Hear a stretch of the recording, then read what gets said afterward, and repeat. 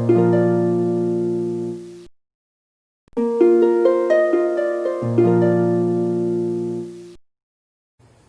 दोस्तों, आपका स्वागत है जीएस विद संजय में। आज हम चर्चा करने वाले हैं क्या भारत एक हिंदू राष्ट्र बनने जा रहा है। जो राम मंदिर भूमि पूजन के बाद मीडिया में विभिन्न प्रकार के क्वेश्चन पूछे जा रहे हैं, खासकर कि विपक्ष इस पर सवाल प्रश्न चिन्ह खड़ा कर रहा है कि भारत एक हिंदू राष्ट्र बन रहा है और हिंदुओं के पक्ष में सारे काम किए जा रहे हैं।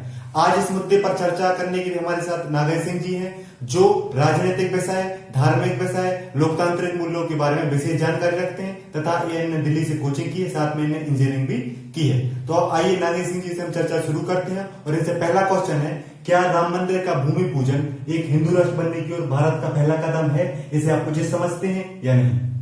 शुक्रिया सर, आपने इस चैनल पे हमारे लिए बुलाया।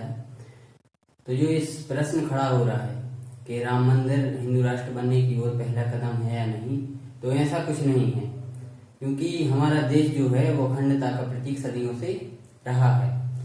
बीजेपी की जो राजनीति करने की तरीका है वो अलग प्रकार का है। वो प्रोपेगेंडा भी फैलाते हैं और धरातल पर कार्य भी करते हैं। जैसे कि मेक इन इंडिया प्रोजेक्ट भी चल रहा है आपका, स्मार्ट सिटी भी डेवलप हो रही हैं। हमारे देश की जो सिक्योरिटी है वो आज बहुत ही हाई लेवल पर पहुंच चुकी है और युवाओं के लिए भी बहुत कुछ किया जा रहा है। कोरोना संकट की वजह से बहुत से कार्य रुक गए हैं, नहीं तो स्किल इंडिया जैसा जो चल रहा था इनका, ये बहुत ही कारगर साबित हो रहा था। गांव-गांव तक जाकर लोगों को कुशल बनाया जा रहा था, स्किल सिखाए जा रहे थे।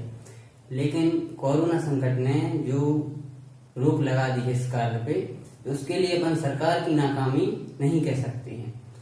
अब बात आती है इनका जो प्रोपेगेंडा है, वो क्या करते हैं कि आज हमारे देश में हिंदू बहुसंख्यक पहले से भी रहे हैं और आज भी हैं, तो ये हिंदुओं को अपने पक्ष में लेने का पुरजोर प्रयास करते हैं और ये जो राम मंदिर है ये इसी प्रयास का एक हिस्सा है।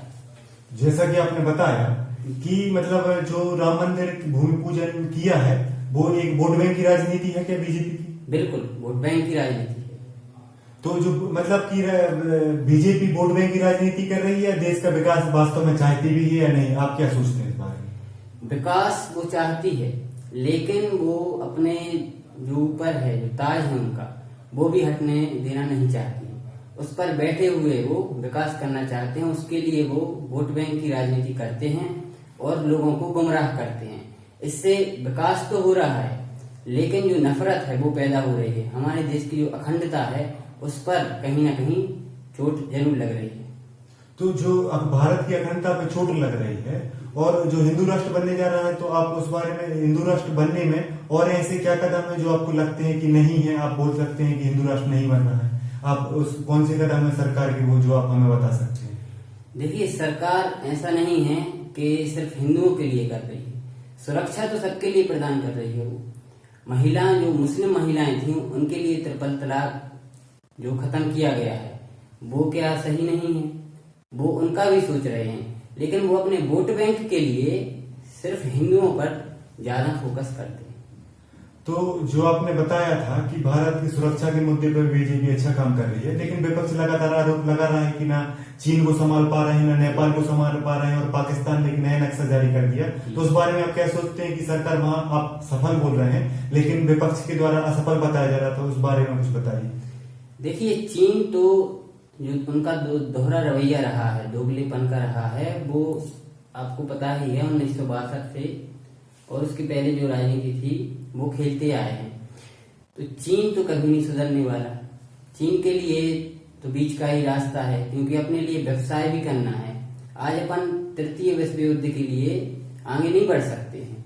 इससे कितना बड़ा जो प्रभाव पड़ेगा देश पर, उल्टा प्रभाव पड़ेगा, वो हर एक युवा जानता है, हर एक समझदार व्यक्ति जानता है।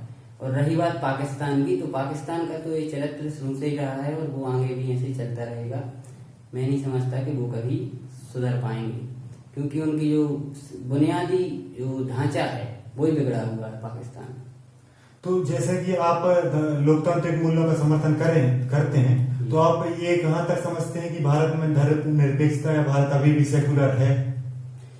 भारत सेकुलर है, था और रहेगा, लेकिन ये सिर्फ प्रोपेगेंडा के जरिए लोगों के लिए एकदम से गुमराह किया जा रहा है।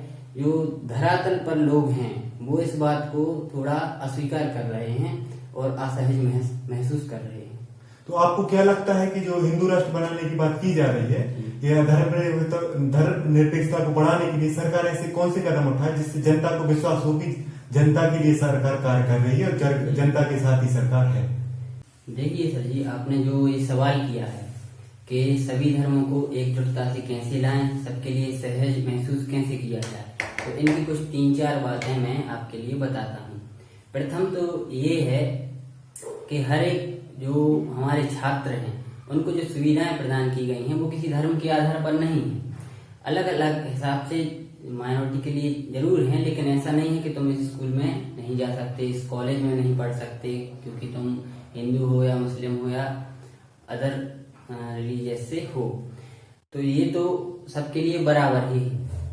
और जो जॉब का है कि किसी के लिए भी कोई भी जॉब है तो सबके लिए बराबर है। आप में काबिलियत है तो आप कहीं भी जॉब पा सकते हैं। ऐसा कहीं नहीं है कि आप इस धर्म से ताल्लुक रखते हैं तो आपके लिए जॉब नहीं मिलेगी। स्वास्थ्य में बात की जाए तो स्वास्थ्य में भी सबके लिए बराबर है। आप किसी भी हॉस्पिटल में कोई व्यक्ति जाकर अपना इलाज करा सकता है, सरकारी हो या प्राइवेट हो, ऐसा कहीं भी वो नहीं है। आप हर कहीं जगह जाकर अपना इलाज करा सकते हैं। और जो आती है बात सरकार की, सरकार आगे अब क्या करे, इस जो डैमेज है इसको कंट्रोल कैसे किया जाए, तो इसके लिए सरकार के लिए जागरूकता फैलानी चाहिए। जो ये प्रोपेगेंडा फैलाते हैं, जो धरातल पर जो नीचे जो लोग हैं वो ये प्रोपेगेंडा फैलाते हैं, उनके लिए कंट्रोल किया जाए, उन पर एक कड़ी कार्रवाई की जाए, जिससे हमारे जो तबके के लोग हैं वो असहज महसूस ना करें और वो अपनी सरकार पर विश्वास रखें। और सीएए का है, इसकी वजह से हमारी जो माइनॉरिटीज हैं वो एकदम से असहज महसूस कर रहे हैं।